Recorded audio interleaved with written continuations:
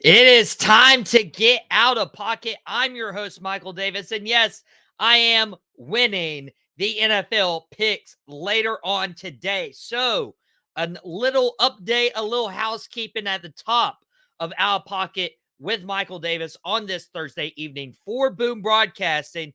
A little housekeeping.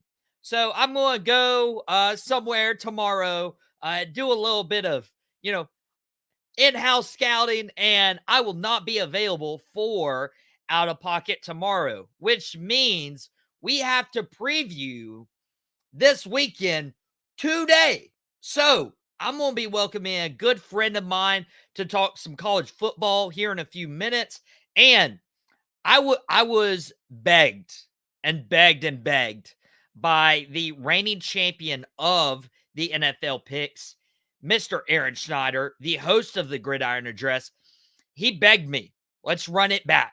So everyone who got to predict last week is back, which means Jason, who won not one, but two, but three championships with the predictions contest. He'll be back later on. We also have Rick 8-Bit returning today. And Rick 8-Bit and I are about to go head-to-head in a trivia showdown for our wrestling fans. Four Sides of the Ring, their YouTube channel. That episode likely gets released next week. But I had to distract him a little bit so he's not as prepared for that trivia showdown as I am. And, of course, Aaron, who was the host of the Gridiron Address and the reigning predictions champion for the NFL, will return at the top of the hour at 6 o'clock. And you guys can be a part of our YouTube show right now as we're live. We get to display these comments live, and we love when you interact with us. Jason is watching us at the top of the show saying he's getting his crown back. I highly doubt that. I don't see a world where that happens because you know what? He wasn't great last week. As a matter of fact, there was a three-way tie going into the Monday Night Football game, and Jason didn't win it. He wasn't even a part of the three-way tie. He was the worst NFL predictor last week. So I am so glad that he was. But before I welcome in Zach for the college football picks, I had to touch on a couple of these things. Some news in the NFL, and then others should have been news, but wasn't handled well at all. But I start with the New York Jets. We talked about them earlier this week on Tuesday about, hey, they just fired Robert Saleh. They were the first team to fire their coach midseason. Many people thought it would literally be any other coach. And right now, it was Robert Saleh who was escorted out of the building on Monday after their London trip. He's out of the building.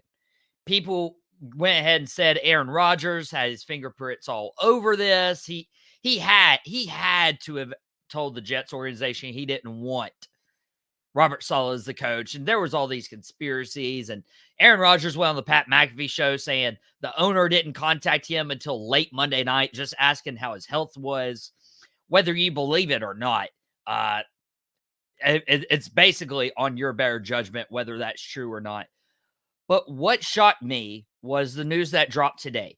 Obviously, Aaron Rodgers is a big Nathaniel Hackett guy and was a big reason why Aaron Rodgers chose the New York Jets. And now we see Nathaniel Hackett has been demoted. He's not going to be calling the plays in this new regime for Jeff Ulbrich and the New York Jets, but instead Todd Downing, who is the quarterback's coach and the passing game coordinator, is going to be calling the plays. Now, this seems a little odd to me. You would want to keep your star quarterback happy, but if neither of these moves were made for Aaron Rodgers, it's like, interesting. Now I did speak earlier on Out of Pocket this week that this felt like Aaron Rodgers was the LeBron James of the New York Jets. He has full control over who plays with them, who's on the coaching staff. It felt very LeBron-ish. I mean, Alan Lazard is on the team because Aaron Rodgers is there. You can keep going down the line. Nathaniel Hackett, who was absolutely horrendous as the head coach of the Denver Broncos, didn't look like he was getting much of anything. Well, he's now the offensive coordinator for the Jets. So it felt like Aaron Rodgers was pulling the strings. But then he goes on the Pat McAfee show and says the owner hadn't called him about the move. He called him after the fact, just check in, see how he was doing. Do you really believe that? Do you really believe that? But then Nathaniel Hackett gets demoted, and either one or two things are happening. Either A, Aaron Rodgers doesn't have control, which means for better or worse, Aaron Rodgers is just there to play, and he needs to play better because he didn't have a great game over in London. He threw 2 interceptions in that first quarter. He threw 3 overall, which had them lose to the Minnesota Vikings in London. He couldn't complete the fourth quarter comeback. In addition, he just needs to utilize all his weapons. Garrett Wilson, where is he? Breece Hall, run the ball. There's a lot of things that needs to be fixed with the Jets. So, did he ask for Robert Saleh to get removed? Who knows? But did he ask for Nathaniel Hackett to be demoted? Hackett's not gone. He's not out of the building. But did he ask for that? Because if he did, it means Aaron Rodgers is committed to winning over just hanging out with his buddies, which feels very LeBron to do.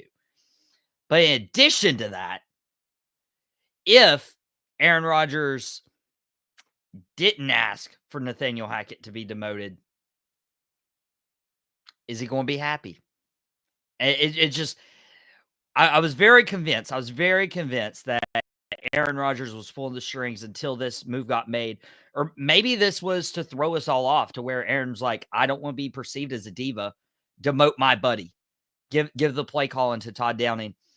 Who knows what goes through Aaron Rodgers' head there. Chris DeLuca, the host of Dugout Debrief, dropped his episode today at noon. If you guys haven't watched that, you can catch it on demand on this Boom Broadcasting YouTube channel. As soon as Out of Pocket is over, just go click on Dugout Debrief. He's doing great, especially with MLB playoffs right now. He said, smart move. Hackett's issues in Denver carried over to New York. I think the Jets are potentially looking beyond Aaron Rodgers. And I don't like that because and we talked about this earlier this week, like the Jets are in position to win the division. They have the talent on the offense. Defense, they have talent. It's not as great as years past, but they have talent. They lost 2 straight. One of those was in London to an undefeated team. They're 2-3. The Miami Dolphins, Tua's hurt. Who knows when he'll be back? The Patriots, LOL. The Buffalo Bills, if you can get Josh Allen to turn the ball over 2-3 times, you have a chance to win. The AFC East is in very much of a grasp. So making the head coaching change earlier this week, a big head scratcher. But if they really think this is the way to progress this organization, I'm okay with it. Jason saying Aaron knows how to play the game. He may not have said fire him, but I'm sure a hairy eyeball to ownership. A hairy eyeball. You know what? I've heard it all. And if you want more hairy eyeballs, you can keep watching with your non-hairy eyeballs. And Jason will be on to give his NFL picks. He's trying to claim it was a typo, but I'm pretty sure he just wanted to say hairy eyeball before he came on to Out of Pocket earlier. So this is very head scratcher. Division's still in grasp, but what are the Jets doing? This is the most Jets thing in the world. Do you want to know what is the most Pittsburgh Steeler wide receiver thing in the world? George Pickens. Now, we've heard Antonio Brown. We've heard Juju Smith-Schuster, and we heard all the divas taking up time, taking up airtime when it comes to off-field antics or whatever the case may be. Well, the game had just ended on Sunday night. As a matter of fact, Monday morning. It went past midnight. The Dallas Cowboys, Dak Prescott drove down the field, threw a touchdown to Jalen Tolbert, and the Steelers didn't have enough time to come back. Cowboys win. Afterwards, zeros on the clock. Jordan Lewis has the ball, and he does go up to George Pickens and taunts him a little bit, but George Pickens grabs his face mask and tears him down. I was waiting for the ball to drop on Monday morning, Monday afternoon. It didn't. I waited on Tuesday. Is the ball going to drop? Usually a player would get fined for that. Usually a player gets fined. I would have wanted a suspension. That is not during the game. That is uncalled for. You can't get flagged for 15 yards. The game's over. That is the least sportsmanlike play or act I have seen in a few years. The fact that you grab somebody's face mask and drag them to the ground after the game's over, just because you lost, just because let's be honest here, you did jack squat on Sunday Night Football. You had 3 catches on 7 targets for 26 yards, and you lost. You lost a fourth quarter lead. Where are you, Roger? Where are you, Roger Goodell? Why is there no ramifications or consequences for George Pickens? I see a video of him getting talked about his eye black. You know, he dropped an F-bomb on his eye black that was under his eyes. If any of you familiar with football, you know exactly what I'm talking about. And he's like, oh, I didn't know the rules. Yeah, okay. It's the NFL. You know, derogatory or explicit content is not allowed on your person at any times. But the fact that we're focusing on the eye black versus him grabbing a player, a grown man by the face mask and dragging him down for the entire world to see. This is not one of the 7 or 8 1 o'clock games that people can choose to watch. This isn't a Cleveland Browns Philadelphia Eagles game that only Browns and Eagles fans will watch this Sunday. It's not Falcons Panthers game that only Falcons and Panthers fans will watch this Sunday. It was Sunday Night Football. All eyes are on you. All eyes are on your product.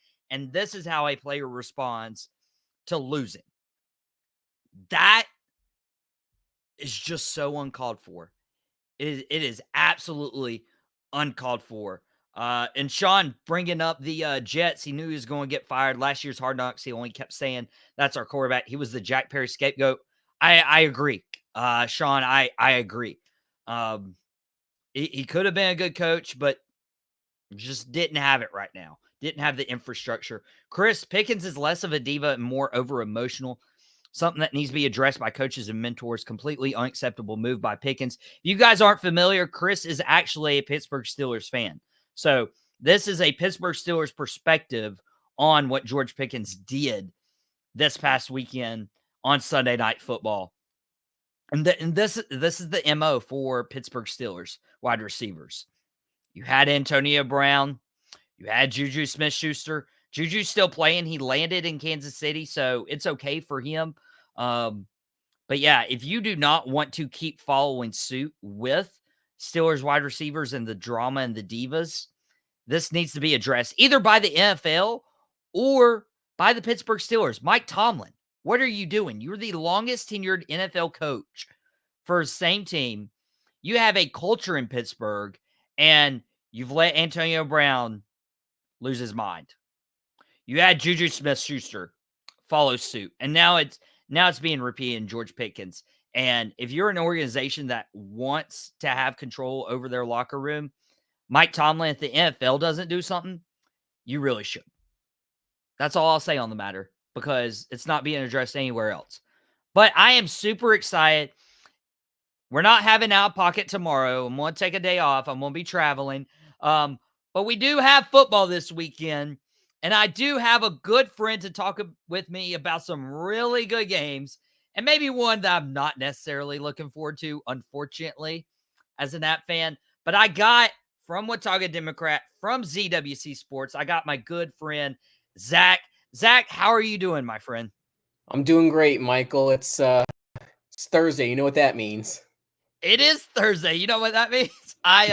It's funny because we didn't have Dynamite, and that's usually a Wednesday line. And then I'm like, wait, that doesn't work this week because they had Title Tuesday.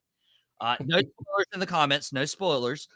Been a Yeah, busy, same here. I haven't watched it yet either. been a busy guy. No spoilers. I also noticed, speaking of wrestling, Andre the Giant, that Funko Pop is literally larger than any other Funko Pop. It certainly is, isn't it?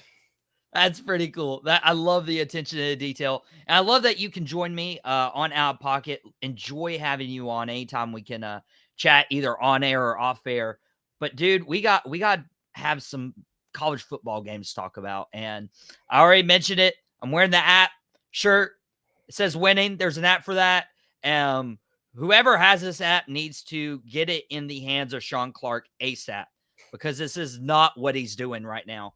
Unfortunately, when it comes to the App State Mountaineers football team, and we've talked about this almost at nauseum the last few weeks of college football. App is not playing up to their standards right now. They're at 2-3. They go on the road at Louisiana, and they're actually 10.5-point underdogs going into this one. Do you, Zach, think that this is the way that App can turn this season around, is by a win on the road?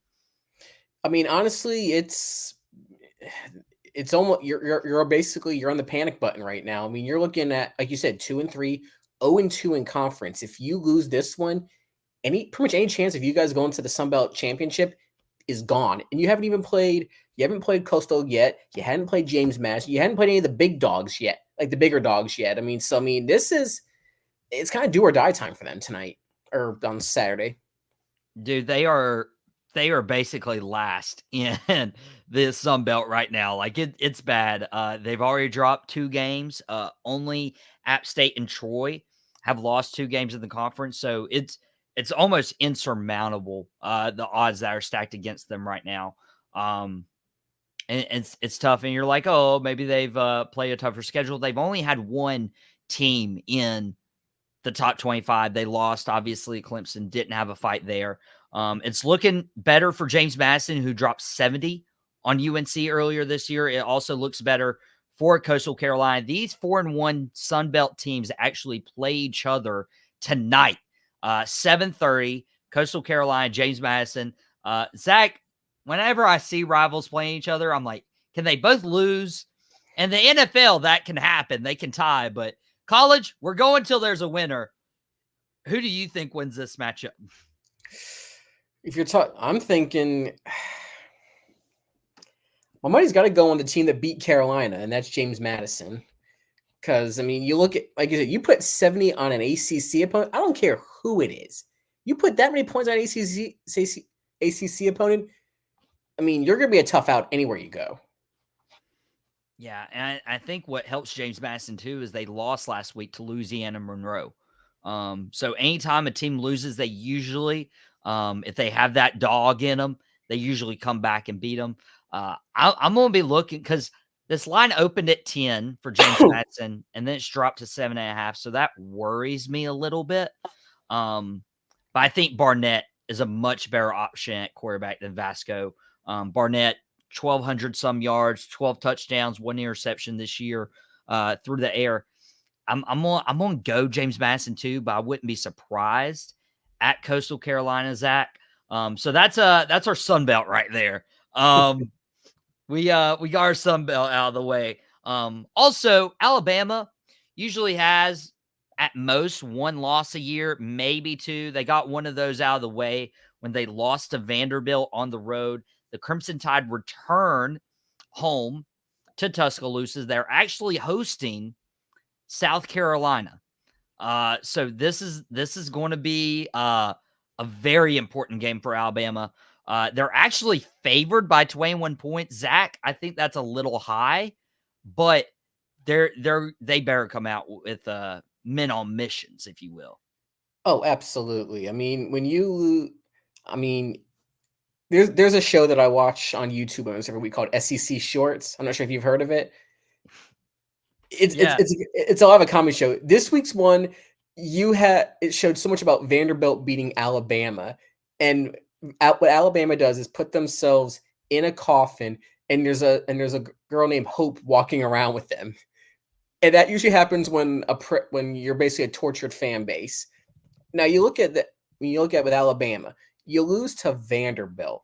Now, I mean, for years, Vanderbilt's been that, that punching bag at SEC. And you go in there and you lose to Vanderbilt. And really in reality, I mean, they trailed the entire game. And I will say this, though. Going into that game with South Carolina, I would not want to be South Carolina right now because Alabama's going to come out really angry. And I got a feeling South Carolina is going to be the brunt of it. Dude, it could look really bad. And I remember like Clemson, they lost to Georgia 34-3 that opening week. But App State responded. App State was the next game up, and Clemson responded against App. It was like 35-0 in the first quarter, and you're like, what happened? Like this could very well be a opportunity for Jalen Milroe to redeem himself, get back in that Heisman picture, that Heisman talk. 21 points is a lot. SEC football, 21 points. South Carolina just, I feel like, has way too much talent. They've actually been embarrassed last week against Ole Miss, 27-3. So I think they're going to give them their best shot. I don't think Bama wins by more than 21 points. I think it could be closer to 13. And Chris is like, when Alabama falls, they fall hard. Dude, probably one of the worst Alabama losses was Alabama-Auburn. That kick return. And we're 11 years ago to boot. Wow. But I mean, that's like we've said over years, Alabama doesn't lose very often. So, like I said, expect them to come out and take it right to South Carolina. Take it right to South Carolina. Now I will say this: we talked about an SEC matchup, and I never thought I'd say these words, but we got another SEC matchup. It's the Cotton Bowl. It's the number 1 team, Texas, against Oklahoma. And yes, you heard that right. These two teams are now in the SEC. This is their first matchup as SEC rivals. It feels so weird to say, Zach, because I did not grow up with my football like this. Me neither. I mean, this is so odd. I mean, oh yeah, Chris Davis has a block. Yep, I remember that. Yeah, I mean, look at this Texas Oklahoma. It's crazy to see those SEC teams. I mean, granted, I'm of the age now where I can remember when the University of Miami, Virginia Tech were Big East teams, not ACC opponents. So, I mean, that's college football. That's expansion for you. But the fact that both these teams are going at it, and you've got Texas as number 1, it's like, okay, where's Vince Young when you need him? I thought about that earlier today. Like, Vince Young fell so far off the face of the earth. Like, once he got to the NFL, he was okay in Tennessee, but he wasn't great. And then he signed with the Eagles as a backup, and he's like, "This is the dream team. Let's go." I'm like, buddy, you're riding the bench. I don't know if you should be bragging about that. Well, I'll tell you what happened to Vince Young. What happened to him was what's happened to a lot of other football players over the years. The Madden curse got to him. Because I think back Madden 08. Dude, Christian McCaffrey getting a little bit of that Madden curse right now. I don't know when he'll come back to play. That's crazy to think, too. I mean, you think back, just in general about what's happened with former Panthers. I mean, you got McCaffrey, DJ Young. I mean, that trade with Chicago. Oh my gosh, Dude. It's like the saying is, it can't get any worse. And somewhere's like, yep, hold my beer. It's gonna get worse. Hold my beer. It's going to get worse. Thank goodness I'm not a Carolina Panthers fan. WU Cole Rush's drop against Iowa State definitely means a win. Chris is a big West Virginia guy. Do you think he can celebrate a win this weekend? Well, let's see. We'll give him a win. I mean, we'll give him a win. Chris, that's we for all you. need a win once in a while, especially in these times. Especially since he's a Steelers fan, didn't win this past weekend. Another big SEC matchup. We got Ole Miss 9th in the nation against 13 LSU. I never even got your prediction for Texas Oklahoma. My bad. Ooh, yeah. I'm going Texas on this one. I mean,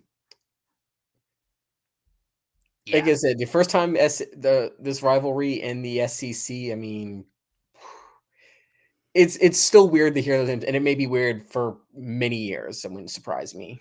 Yeah, it feels really weird to think about. I got Texas too. I mean, that's why I like just ran past that. I'm like, I know it's Texas, Oklahoma, but it's almost a no-brainer. Like Texas can play no matter who's in at quarterback, and they might have Quinn Ewers back for this game at Oklahoma, or actually it's in Dallas with the Cotton Bowl. So it's going to be a really good game. Ole Miss, number 9 in the nation, against LSU, 13 in the nation. Ole Miss actually favored by 3.5 points in this game on the road in Baton Rouge. Who you got in this one? Ooh, I don't know. I mean, Lane Kiffin at LSU. I'm gonna pick the upset, like upset-ish here. I'm gonna go with LSU. I mean, because like I said, you're in Baton Rouge. You got two ranked teams. I mean, this is LSU's opportunity. Oh yeah. Oh yeah. You can't lose this home game. As good as Ole Miss is, particularly like Parrish.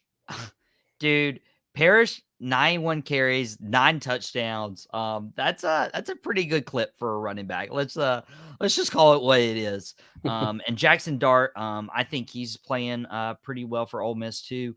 Um, it's going to be tough at LSU though, so no matter what, I'm going to take Nussmeier and the LSU Tigers. Next game, and we'll be talking some NFL picks as well, but wanted to bring in some ACC stuff. Georgia Tech at North Carolina, dude. UNC, it just looks like that they got punched in the mouth and they haven't recovered for 3 weeks straight. They lost to James Madison 70-50. They gave up a 20-point lead over Duke on the road and lost 21-20 in one of the more important matchups. They lost to Pitt last week by double digits. They got Georgia Tech. Georgia Tech is actually playing some pretty good ball, believe it or not. King and Haynes, they're just a dual attack. And Georgia Tech unfortunately beat Duke last week after Georgia Tech lost to Louisville the week before. Dude, I feel like Georgia Tech could be overlooking this UNC team because they did beat Duke last week, and they also have Notre Dame the following week. So, believe it or not, I'm a Duke guy choosing UNC to win. I don't know if I'm smart with that. Well, if you're not smart with it, neither am I. Because, I mean, I look. You look at each of them had a common opponent with Duke. UNC blew a lead against Duke. Georgia Tech had to pretty much come back to beat Duke. And this is a Duke team that's not the strongest either. I mean, compared, which I know that bar is not set very high, but compared to what I'd say the last 6, 7, 8 years, I mean, it's just like I said. I mean, and that's really your best measuring stick right there between the two teams. So I'm gonna make one fan base very happy with Tar Heel fans, but trust me, this is a one-time thing. It's a one-time thing for you, big UNC. I will say I do love the defense aspect from Duke that May Diaz is, put in there. I just wish they would run with Malik Murphy. If they can figure that out, Star Thomas and Malik Murphy, if they ran the option truly with those guys, it would be pretty awesome. Zach, we got one more game to predict. It's probably the biggest game of the entire weekend. Even in the NFL scores, because we got 2 of the top 4 teams colliding. We got Ohio State and we have Oregon. Ohio State being number 2 in the nation, Oregon being number 3. This is in Eugene, but Ohio State's actually favored by 3 points in this game. Dude, I am like so over the moon about this matchup. Who do you think of the top teams wins this one? Ooh, like I said, you've got like you said, 2 versus 3. You got in Eugene, you've got Oregon looking for that first big signature Big Ten win for them, which is Lord, weird to say, but I'm going to go with Oregon. I mean, yeah, I know it sounds crazy, but you got 2 versus 3. This one's really a toss-up either way, but I'm going to go with Oregon. I'm going to go with the Ducks. Dude, I think if this was at Ohio State, I'd feel more comfortable about the Buckeyes, especially just team-wise. Igbukah, dude, he's a monster. But when you look at Oregon, they're at home. It's going to be a ruckus crowd. I'm honestly leaning Oregon as well in this matchup, but I would not be surprised if Ohio State's able to take it away. Zach, appreciate you coming on for some college football picks. I know you're a busy guy. I'll let you go and we'll start picking some NFL games here. Sounds good, man. It was good being on. Hey, appreciate you. Everybody go follow him, ZWC Sports. Really good content, especially to the local area. And if nothing else, there's the Andre the Giant Funko Pop behind him. So, hey, man, appreciate you. I'll see you soon. Take care, buddy. And guys, it is time. We, again, are not doing a show on Friday. We are not doing a show tomorrow. I will be traveling. But we have NFL picks, which means since we're doing this on Thursday for the first time ever, a Thursday game will be included in our NFL picks. Now, I got to bring in the guy who won last week. It was a three-way tie. He's the host of the Gridiron Address. I got my guy, Aaron Schneider. Aaron, it's good to have you on, but I hate the circumstances that you why are you fixing your hair or anything like that? Look, I just washed it, so it's a little it's got some volume to it. I just want to make sure it looks good. But yeah, look, you picked the Saints, so you deserve to not win for picking the Saints. And I also got margin of victory on the dot.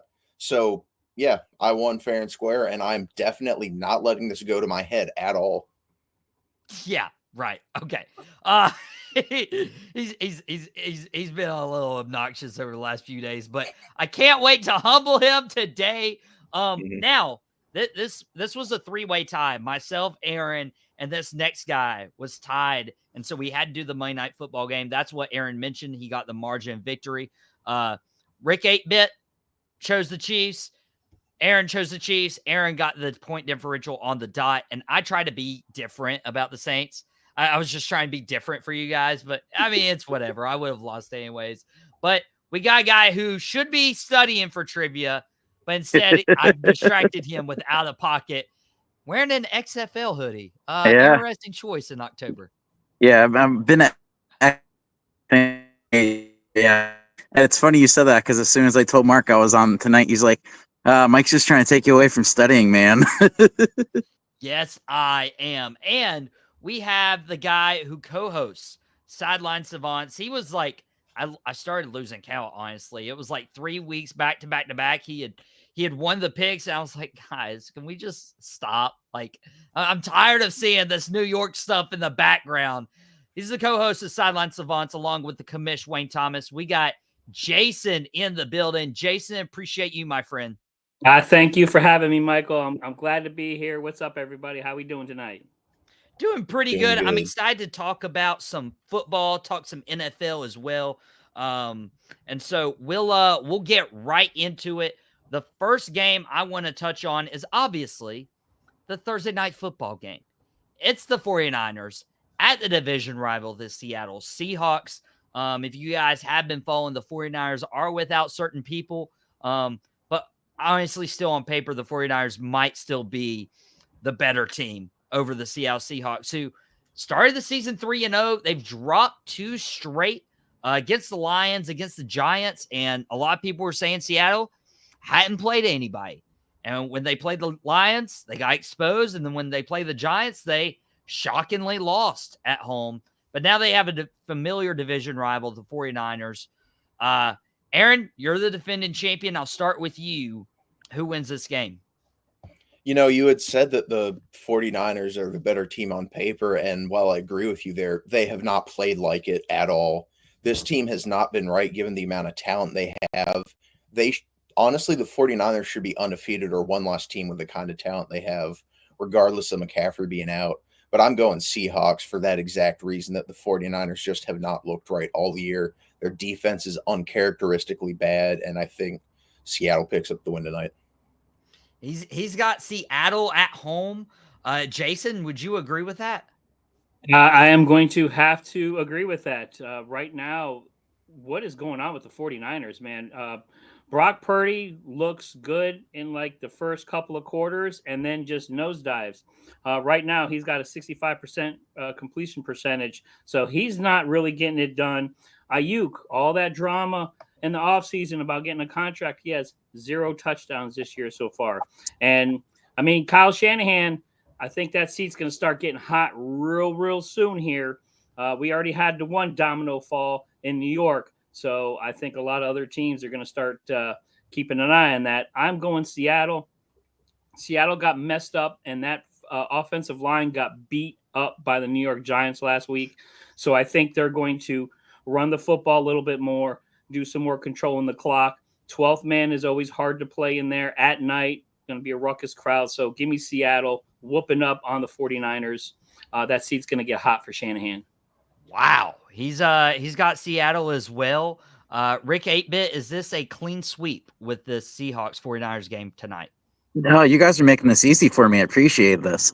So in my, I do Tecmo Sims every Thursday, and I called it 49ers. And once I did some stat reviewing before this, it's 100% going to be San Francisco. The 49ers have won their last 4 against Seattle. Seattle, Jason, you talked about having home field. Seattle hasn't won against the 49ers since 2021. Wow. The 49ers have 7 most rushing yards per game per team, and Seattle's giving up is ranked 20th in rushing yards against per game. And throw in San Francisco's number 1 team out of the 32 for time of possession. It's going to go with San Francisco tonight. So he's got San Fran, and I'm going to join Rick 8-Bit with San Fran. Now, Seattle, there was the knock. They hadn't played anybody. But Brock Purdy, he's seeing all his weapons out. McCaffrey's out. This team's limping into this game already. But if Brock Purdy wants that big payday, a Purdy payday, he's going to have to come through against his division rivals, and going on the road against Seattle and winning gives him a big contract. I got San Fran, so we're dead split on those. But we'll not only have the Thursday night football game tonight, but we'll have a London game on Sunday morning. We got the Jaguars and the Bears. Now, the Jaguars, obviously, no stranger to the London games, but they are 1.5-point underdogs to the Chicago Bears. Jags lost 4 straight, and then it felt like they finally got their offense moving against the Colts in a 37-34 victory last week. And the Chicago Bears still trying to figure out, hey, Caleb Williams, DJ Moore, where does this all fit in? It's a London game, so we got to predict it, right? Jason, I'm going to start with you on this one. Who takes the London game? Well, right now, again, we were talking about hot seats. Another hot seat out there. Peterson out there in Jacksonville land. They haven't been playing very well. So give me the Bears. I think the Bears last week were clicking on all cylinders. The rebirth of Swift. Swift came back and had back-to-back touchdown games. Rashawn Johnson coming out of that backfield too. Again, DJ Moore, Caleb Williams, the baby bear. Watch it in London. The Bears take Jacksonville out. I think Doug Peterson may be the next fired coach. Wow. Former Super Bowl win coach with the Eagles, potentially on the way out next. Rick 8-Bit, do you agree that Chicago takes this game? Who, me? Yeah. Oh, yeah. In advance that Chicago left early. Last time they went to London, they struggled. So they wanted to make sure they got a jump on adjusting and everything. So they left, I believe, Tuesday. So they're all ready to go. So they wouldn't really be feeling some jet lag. Numbers wise, Chicago is actually 5-3 all time against Jacksonville. So I give them a point for that. If you look at Jacksonville, it's really holding them back. They're the 32nd team passing yards against. I think Chicago's offense is really starting to click. And throw in Chicago's out of the 32 teams is ranked 5th in points against. Go with Chicago on this one. There's the line. Wow. So he's got Chicago. Aaron, is it a clean sweep for you? Oh, yeah, it's going to be a clean sweep. Jacksonville has not looked good. The Bears are catching fire right now. Caleb Williams is really looking like the number 1 overall pick and as great as we expected him to be. Chicago handles it no difficulty, and I have to agree that Doug Peterson is probably on the hottest seat right now and might only have another week or two as a head coach. Well, Robert Saleh left London and then came back. He's like, hey, I don't have a job anymore. That might happen, Doug Peterson, because, yeah, Chicago's got this. It's a clean sweep with our panel. And I almost figure that. I mean, but it is a London game. We had to acknowledge it. And we talked about a rivalry game that happens tonight, but a rivalry game also happens this weekend. The Tampa Bay Buccaneers and the New Orleans Saints. Aaron was making fun of me a little bit for picking the Saints over the Chiefs, but they're on a short week hosting the Tampa Bay Buccaneers. Bucks are actually favored by 3.5 points on the road, and Derek Carr's not going to be starting this game. It's going to be Spencer Rattler. Rick 8-Bit, how do you see this one going? First off, before we talk football, my hearts go out to everyone going to Tampa Bay with everything going on. I think because of that, with everything they're going through, I think that's going to help the Bucks be a little more focused on this game to definitely help them out. If you look at the stats, Tampa is the 15th ranked passing yards, and the Saints are 26 in passing yards against. I saw that Thursday night game. That was back and forth. The Bucks, and I actually would have had that if it wasn't for overtime. So I'm taking the Bucks again, and I think the Bucks are, with everything going on, I think they're going to win out. All right, he's got the Bucks over the Saints. Aaron, do you agree on that one? Yeah, I do. This feels like a super easy pick. I mean, Spencer Rattler's starting. I don't know if I had said this on any previous shows. I am not a big Spencer Rattler fan. I don't see much of anything in him.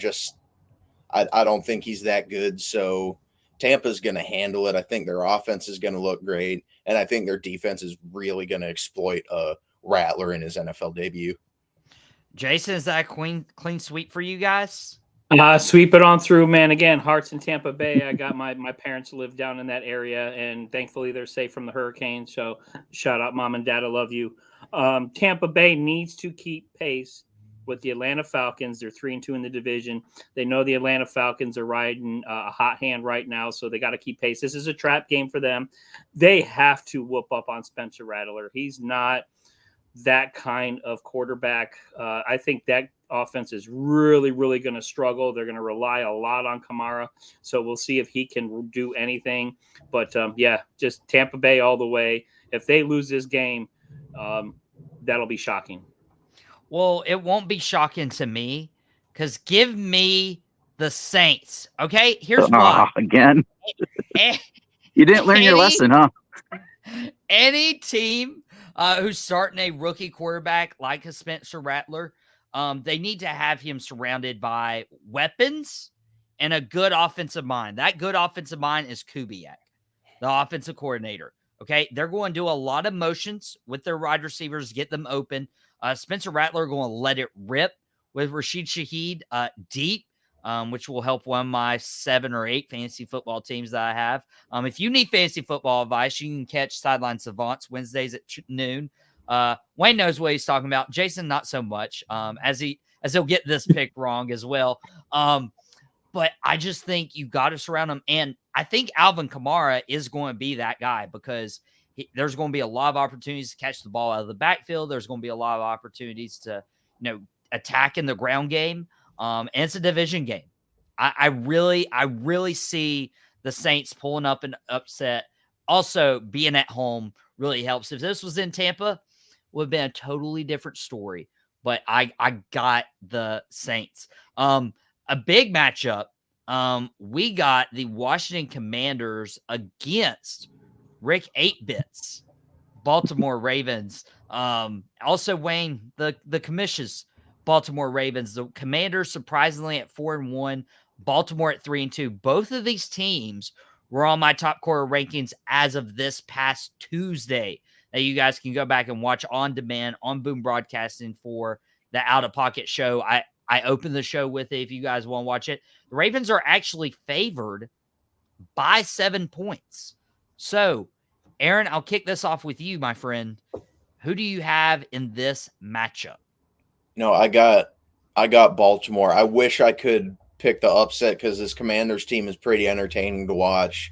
Jaden Daniels is on fire, but I think you'll still have a good game. But Baltimore's offense is too good. Derrick Henry is too good right now, and the Commanders' defense is not going to be able to step up to the plate and stop Derrick Henry, stop Lamar Jackson, stop Zay Flowers. They're just not good enough right now. Their offense, I think, is good enough to maybe pull off an upset if their defense was better. But because of the Commanders' weaker defense, I'm going to have to pick Baltimore. Jason, you and I both don't like the Washington Commanders, but do you think they have a chance against Baltimore? I mean, I give them a kind of a puncher's chance, but I think Jaden Daniels comes back down to earth this weekend. The Ravens are coming off a super high, off of a crazy win over the weekend, and they learned something. Derrick Henry last week touched the ball 11 times before halftime, 12 times. He got 1 carry after halftime, and then in overtime, they hand him the football, and what does he do? He runs 51 yards and wins the game for him. So I think they're going to run Derrick Henry like crazy, keep the ball out of that kid's hands so he doesn't catch fire. It is tough to play in Baltimore. That crowd is crazy angry. And the Ravens defense held Josh Allen to 180 yards and no touchdowns. So I think if that defense can hold Josh Allen down, they can hold Daniels down. I know this is like the next door neighbors fighting because they're very, very close. And again, I live up here in Northern Virginia. So this is a huge, huge game around here right now, especially since all these Commander fans all of a sudden are coming out of the woodwork like crazy. But give me Baltimore, Henry, all game, crushing them. It's the funny, we haven't heard from Washington fans since RG3's rookie year, and you're like, oh, you're a Washington fan? Since when? Since about what? I bought a jersey off eBay like back in September. I'm like, yeah, okay, whatever. Rick, I know you might be a little biased, but do you see the Ravens winning this very close-knit location feud? Well, I have a stat that's going to back up what Jason said. He said about playing at Baltimore's hard. Since 2018, rookie quarterbacks are 18-2 in Baltimore. 18-2, and with Harbaugh as coach, they're 26-7. The game, honestly, I think this game should have been the Sunday night game instead of the Bengals Giants because that is just boring. But hey, it helps my Mets. Everybody can watch them instead. Washington is actually going to this game ranked number one in points per game. Baltimore's ranked second. So this is going to be a huge game. The key stat I saw was Washington is second in rushing yards. Of course, Baltimore's number one. Now, when it comes to defense, the Commanders are 22nd in rushing yards against. Baltimore Ravens are number one. Baltimore can stop the rush, and it seems like all the Commanders do is rush the ball. I'm taking Baltimore at home. He's taking Baltimore, and he's not necessarily picking with his heart. He picked with his brain, too. I pick with the stats. They seem to be connected. They seem to be connected. If you guys have listened to Out of Pocket the last few weeks, or heck, I'm even talking about on the Dallas Cowboys pod I do with my dad and the boys, I think really highly of this Baltimore Ravens attack. They start 0-2. They've went 3 straight, and it just looks like they're clicking on all cylinders. That rookie quarterback stat has me really worried, though, Rick. That's a good stat. I like that. That's a good stat. Hey, I tried coming on here. You guys are awesome. You guys know your stuff. So I make sure every week I do some homework so I look somewhat intelligent. Dude, I didn't expect that stat, though. I'm just like, it felt like it didn't even sound right. I'm like, rookie quarterbacks, like 26 wins over John Harbaugh? And it's just like last 18-2, and you're like, dude, it's dude, that almost makes me want to change. No, give me Baltimore. Give me Baltimore. I'll just I'll give me Baltimore. Ain't no way I'm picking against Lamar and Derrick Henry right now. Those guys are hot as fire. Washington, Baltimore, that's not a division rivalry. It's more of a location-centric rivalry that Jason mentioned. But we do have a division rivalry. Haven't talked about these two teams much on Out of Pocket and wanted to give them love because the LA Chargers are 2-2. The Denver Broncos with rookie Bo Nix is 3-2, and both probably aren't winning that division. That's Kansas City's. Kansas City's already 5-0. But they could actually be competing for a wild card because your other competition right now is the Steelers are the only other 3-2 team that's behind in their division. The Ravens currently lead that one. But everybody else is 2-3. So this is a pivotal game for these teams. One could be 3-2, the other could be 4-2. So I'm going to bring this up to Jason first. Do you have the Chargers or do you have the Denver Broncos pulling this one out? This is going to be a weird game. I was looking it up. Again, I like my research too, but Chargers are second in defense. Broncos are fourth. Broncos got a nasty secondary, man, Patrick Surtain. But the Chargers are 31st in offense, and the Broncos are 28th in offense. So this is going to be, I think, whatever defense scores the most points is going to win this game. I'm giving it to the Broncos. I like Bo Nix. I think he's proven himself week after week. He keeps getting better and progressively gets better. I've never really been a Herbert fan. I think he's really, really overrated. Give me the Broncos. I see them winning. They're at home, so it's Mile High, and I have a feeling there's going to be maybe a long field goal to win it or something because you got two really good defenses and two really awful offenses playing against each other. So it's, I think, whatever defense scores the most points in this game. Give me Broncos. Whatever defense scores the most points, he thinks the Broncos. He also thinks Justin Herbert's overrated, which is completely in the pocket. Wherever your pocket is, it's right in there. Aaron, you disagree with that Herbert take. You can be wrong in there, but who do you think wins this game? I disagree with Jason on the Herbert take. I agree with him on the Broncos take, though. I think Bo Nix has really cleaned it up from the first 2 weeks of the season. He's looking pretty good. And like he said, that Broncos secondary is phenomenal. And the Chargers offense has been absolutely garbage all season. I don't, like he said, I mean, the only way that the Chargers win is if their defense scores more points.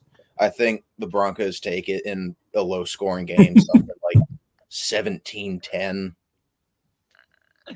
It's gonna be a rough one. It's gonna be rough. That, by the way, that was confirmation that Rick 8-Bit took his notes today on screen.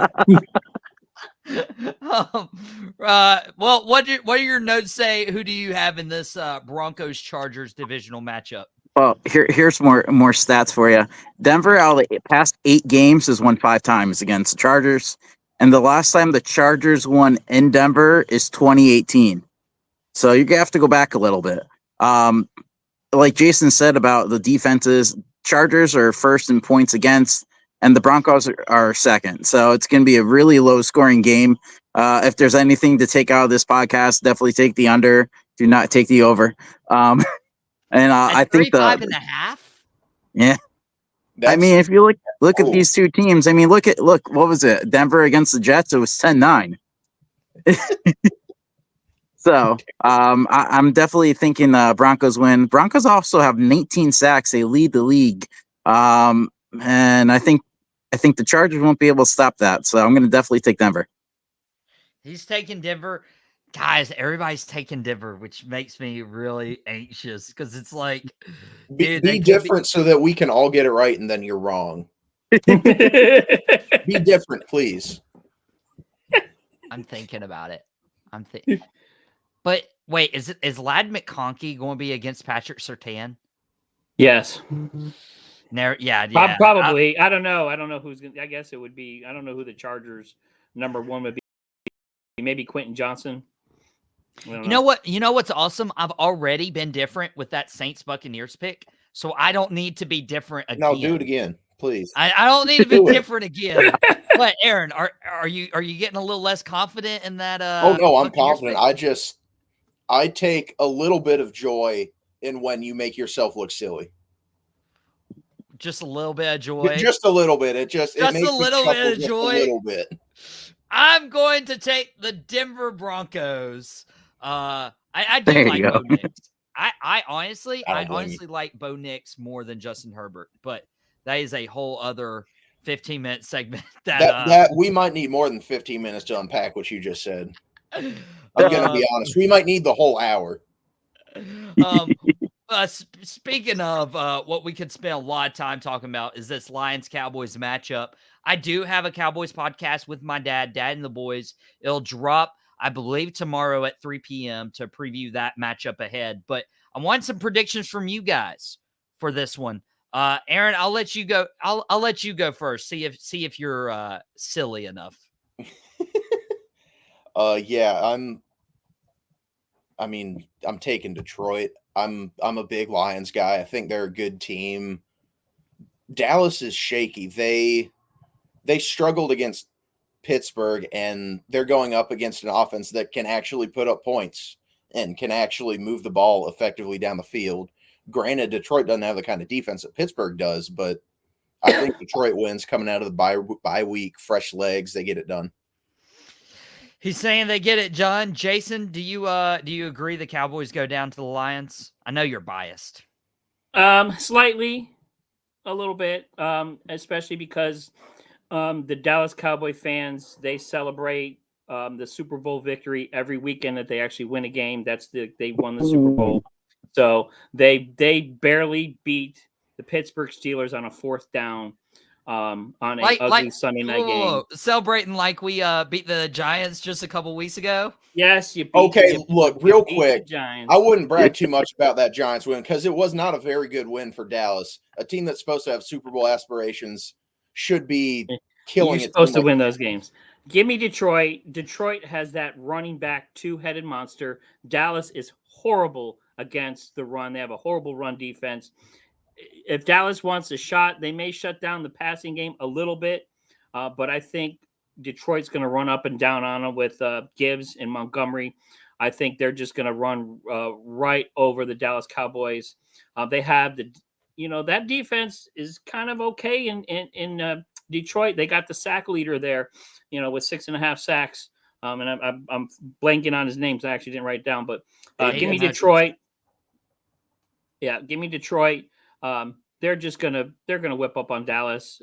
This is one of those games that all the shortcomings of the Cowboys are going to come out in this game because they're playing against a high-powered offense, and they just don't have the power to match it.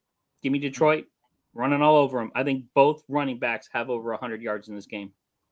He's got both running backs having over 200 yards on the ground. Rick 8-Bit, is he out of pocket for that, or are you taking the Lions as well? Well, let me ask everyone here in this group, where were you in 2011? Because that's the last time the Detroit Lions have won in Dallas, and that's going to stay this way.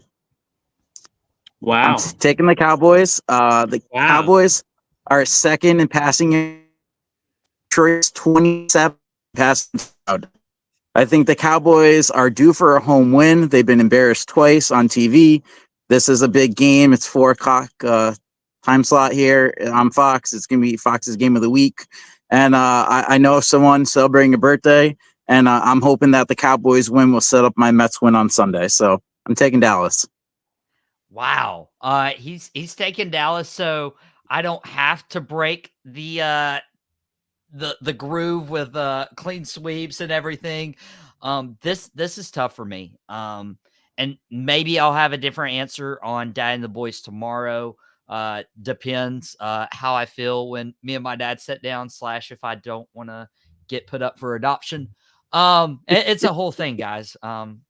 Pray for me. You got that Dak Prescott pennant hanging right behind you there. I know. You think this would be enough. You think this would be enough to keep me in the family.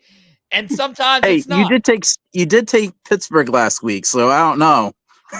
I did take Pittsburgh last week, and the Cowboys won. Now, if the Steelers had won, or if I'd picked the Cowboys, like I would have won the picks and easily would have beaten you guys and would have had bragging rights this week. But it did help with the mojo a little bit. We are pretty bad against running attacks. We did stop Najee and Justin Fields, which I was really concerned about as a Cowboys fan. But yeah, for some reason, we've just lost that mojo at home. Hopefully it comes back because the two games that are going to matter the most this year is this Detroit Lions game. And right after we got the bye, and then we have the 49ers. So the next two games the Cowboys play are very pivotal in terms of how this organization goes. You know what, Rick 8-Bit, I'll let you be the lone wolf right here. Give me Detroit because of the running attack. And maybe I can keep something going. Wow.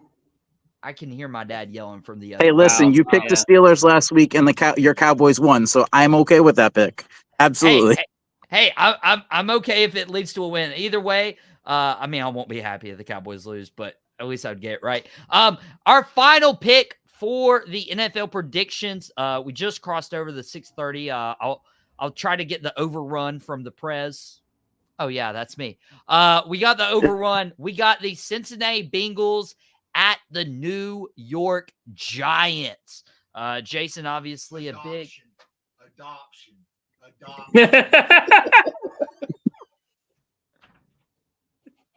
that was out of pocket. At least he didn't yank you out of your seat. I was expecting like the hand to come over. And, yeah, like, dude. yank I you out mean, the seat. if you watch Dad and the Boys, he's like the size of an offensive lineman. I thought he was going to go up and suit up for the Cowboys when everybody was going down, either on the offense or the defensive line. So yeah, well, guys, I'll be changing my last name. Actually, I like my last name. I'm not changing it. But we have Sunday Night Football, Bengals, Giants.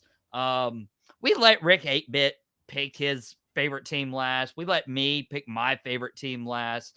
Jason, I'll let you pick your favorite team last as well. I'll start with Rick 8-Bit on this one. Are you picking your rival, the Bengals, or are you picking Jason's team, the Giants? You know, I'll be upfront with you. This was really hard to pick. I was going through the stats, and when you have two bad teams playing each other, it's kind of hard to find something, a positive, and I could not find one. So I did find this crazy stat. If you look at the past 6 matchups, they've switched off. Bengals, Giants, Bengals, Giants, Bengals, Giants. So I'm going to go back to my elementary school and going with patterns. I'm taking Cincinnati.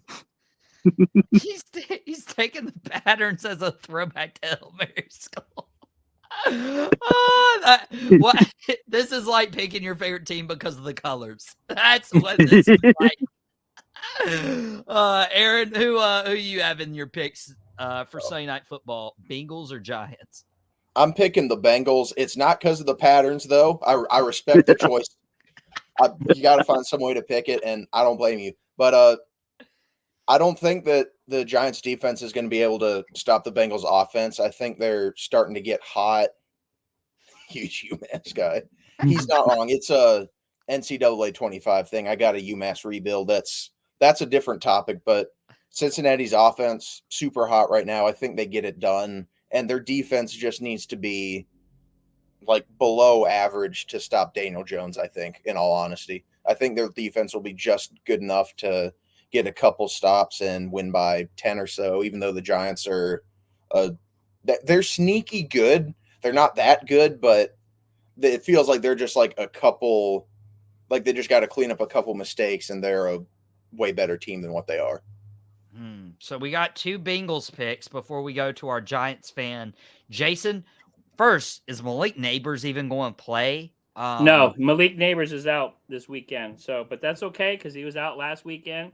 And Wan'Dale Robinson showed up there. Slayton showed up. Their running game showed up. So the Giants offense will be okay. We're bringing Daniel Jones out to ground. If you guys watch Sideline Savants, I tend to bury Daniel Jones when he loses, but we've dug him up a couple of different times. So Daniel Jones is coming out this weekend and going to have a great game. And that defense is sneaky good. Again, Dexter Lawrence, 6 sacks already. So he's up there in the tops. They sacked Geno 7 times last week. So what do you think they're going to do to Mr. Frosted Tips, Slim Shady over there in Cincinnati? Cincinnati looks absolutely awful. Their defense looks even worse than their offense. So watch the New York Giants run up and down on them. Daniel Jones, no interceptions last week. I think he does that again this time. Zach Taylor, another name on the hot seat right now. You got a Cincinnati Bengals team where Jamar Chase is not happy, the contract drama that's all going on, the interviews after the locker room where he's got that kind of mush face looking. He doesn't look very happy. So I think there's some stuff going on in Cincinnati. And if they lose this game 1-5, they're pretty much done for the year. So watch that team kind of blow up. But the New York Giants have been playing better. Again, Daniel Jones has not had a consistent coach pretty much his whole career so far. So right now, he's got some good coaching. He's got a great run game. He's got guys stepping up in the wide receiver room. Daniel Jones this weekend, baby. We're digging him out the ground, coming back. Let's go, Giants. We are taking Cincinnati out, baby. Let's go. Well, he's resurrected Daniel Jones. He thinks the Giants are going to win against Cincinnati Bengals. He called them Frosted Tips, but I just want to let you guys know that I'm going to come out the curtain. The lights will come on, and it's Joe Burrow. The Cincinnati Nightmare is going to show up. Now, Jason mentioned Zach Taylor is on the hot seat, and yes, he is. I mentioned that earlier this week. People need to look out because they've been finishing, other than their Super Bowl run, other than their AFC title loss to the Chiefs, the Bengals every other season have finished 4th in the AFC North. That's below Cleveland. That's below Pittsburgh when everybody's like, hey, y'all should fire Mike Tomlin. Da, da, da, da. No, the Bengals have been horrible. So with Joe Burrow in prime time against the Giants just seem to be like your get right game. That's usually how it goes. That's how it was for the Giants and Cowboys a couple weeks ago. I'm going to keep rubbing salt in that wound as long as he lets me. Don't let it get infected, Jason. But I'm not celebrating like a Super Bowl because I don't know what that feels like. Anyways, back to the topic at hand. I got Cincinnati Bengals. It would be there's 2 games where it's like you need to win or else you might be without a job. The Bears-Jaguars game, Doug Peterson needs to win or else he might come back from London unemployed. And Zach Taylor needs to win or he might be unemployed. Like we could literally have a second coach firing back-to-back weeks this year. And probably more so from the Cincinnati Bengals because there were higher expectations than this. So I was a lone wolf with the Saints game. Rick 8-Bit was a lone wolf with the Cowboys game. Jason, the lone wolf with his Giants game. And Aaron's not original. He decided to jump on. Yeah, no, I'm not original. I just win. Once. I'm getting that crown win, back. but you win the tiebreaker. Listen, I appreciate you keeping it warm for me, but I'm going to keep it. It's mine now. Well, I'm going to see this shirt. It says winning. Okay. Don't take the other part. I saw that. That's not working. No, we want to see the other part. That's not working. But I will win. This looks really weird on screen, by the way. I'm doing that. I'll just let the bottom bar cut it off for me. But those are our NFL picks. Again, Out of Pocket will not be airing tomorrow. We'll be back on Monday. I got to go and prep for this trivia showdown with Rick 8-Bit. And before Rick 8-Bit can, cut a promo on me, you guys can go follow his YouTube. But I'm not going to let him say any bad words because bye-bye. Not going to allow that to happen. Jason, catch him. Sideline Savants dropped yesterday. If you're setting your fantasy football lineup before the game start, now is the time. Silent Savants available on demand through the Boom Broadcasting YouTube channel. And Aaron, the NFL prediction winner for just 1 week. It's a very temporary crown that you hold. Have you won it all? Is my question. It's a very temporary crown that you hold. But I have held it. And I'm currently holding it. Pause. It's out of pocket. We'll have you have Gridiron Address from this past Sunday, recapping this past weekend's NFL games. You'll be back on Sunday, recapping the Gridiron Address. Do you want to announce a guest, or do you want to keep it a surprise for the people? I'll go. Yeah, no, why not? I'll go ahead and announce it. For this week, it will be myself and Carson Williams, host of the Lombardi Party on Boom Broadcasting. It'll just be a one-on-one. It'll give us a little more time to go into some detailed discussion about the games, which is something I like to do, you know, mix it up a little bit. Sometimes I'll have two people on and we can just fly through, but I want to slow it down a little bit this week and go into some more detail. That'll be awesome. Got to meet you and Carson through App State, Roll Nears. And I will rep App for that because it brought me Aaron and Carson. Aaron's wearing the App polo. Let's go. This is the only shirt that my lav can actually clip onto relatively easily. So I wear it for every single time I'm on this show or the Gridiron Address. I wasn't going to say that. I was just thinking you only had one shirt and I didn't want to feel mean, but it's okay. I mean, either way, you're going to lose this week. So appreciate you, Aaron. You'll definitely lose because I am winning. See, this is your.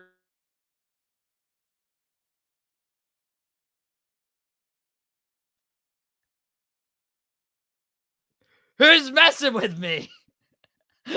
Oh no, the Wyatt Sixes got me again. I guess this is time to end Out of Pocket.